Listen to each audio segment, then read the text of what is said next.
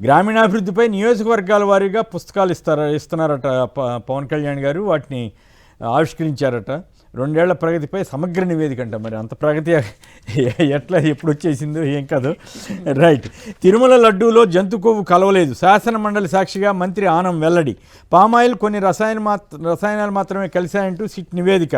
తిరుమల లడ్డూపై ఇచ్చిన స్టేట్మెంట్లో పేర్కొన్న ప్రభుత్వం అయినా పదే అబద్ధాలు వల్లవేస్తూ జగన్పై దుష్ప్రచారం. వైసీపీ సభ్యుల ఆందోళన, నిరసనల మధ్య గబగబా స్టేట్మెంట్ చదివిన మంత్రి ఆనం. తిరుమల లడ్డూపై చేస్తున్న ప్రచారం బాధ కలిగిస్తోంది. సినీ నటుడు సుమన్ చాలా తమాషాగా దీని మీద సోషల్ మీడియాలో ఆసక్తికరమైన వ్యాఖ్యలు వచ్చాయి.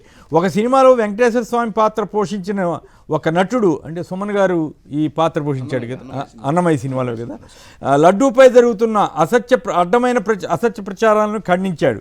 కానీ గత 2 ఏళ్లుగా లడ్డూలో పంది కొవ్వు, చేప కొవ్వు, చివరికి బాత్రూములు గడిగే కెమికల్ సైతం కలిపి తయారు చేశారంటూ జరిగిన ప్రచారాన్ని ఒక్క మఠాధిపతి కానీ, ఒక్క బాబా కానీ, ఒక్క సన్యాసి కానీ ఖండించలేదు. వీళ్ళు ఆరోపించినట్లుగా లడ్డూలో పంది కొవ్వు, చేప కొవ్వు ఇట్లాంటివి ఏమీ లేవని సిట్ నివేదిక స్పష్టం చేసిన విషయం వచ్చిన తర్వాతైనా కనీసం పైన చెప్పుకున్న పుణ్యపురుషులు ఎవరు స్వాగతించలేదు. సిట్ నివేదికను వక్రీకరించి రోడ్లపై ఫ్లెక్సీలు పెట్టి మరింత దిగజారిన వారిని కనీసం పన్నెత్తి ఒక మాట మాట్లాడలేకపోయారు. మరి ఈ ముఠాలకి దొంగ బాబాలు పొట్ట కోసం, బ్రతుకు కోసం, స్వార్థ రాజకీయాల కోసం మాత్రమే మతం కావాలా, అంతే తప్ప వీరికి దేవునిపైన మతం పైన శ్రద్ధలు లేదా అంటూ ఒక ఆయన ఎవరు ఆవేదనతో కూడిన వాళ్ళ మీద గౌరవం ఉంటూనే వారి పట్ల గౌరవంతో వారు స్పందించకపోయిన వైనం పైన మాట్లాడారు. ఇక మరొక కామెంటు,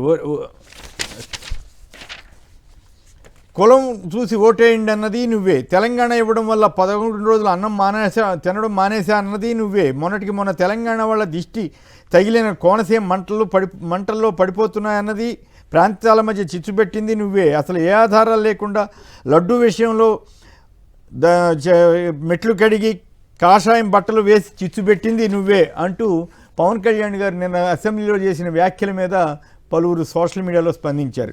వెంకన్నకు క్షమాపణ చెప్పరా, శ్రీవారికి అపచారం చేస్తే సమాధానం ఏది, ఏసి ప్రభువుకు అపచారం జరిగిందంటే చెప్పావే అంటూ ఈ చంద్రబాబు గారు ఇదేం గోలో, ఇదేం అర్థమే కాదు, అన్నీ తెలిసే లడ్డూని కల్తీ చేశారంట. మరి అంటే అన్నీ తెలిసే కల్తీ చేశారా?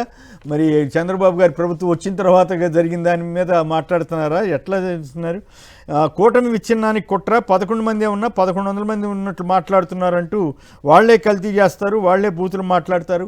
పవన్ కళ్యాణ్ గారు పోటీ పడుతున్నట్టున్నారు చంద్రబాబు గారితో మాటలు మార్చడంలో కానీ వీటన్నిటి కూడా వారే కల్తీ చేస్తారు, నిందలు మనపై వేస్తారంటూ పవన్ కళ్యాణ్ గారు వ్యాఖ్యానిస్తున్నారు.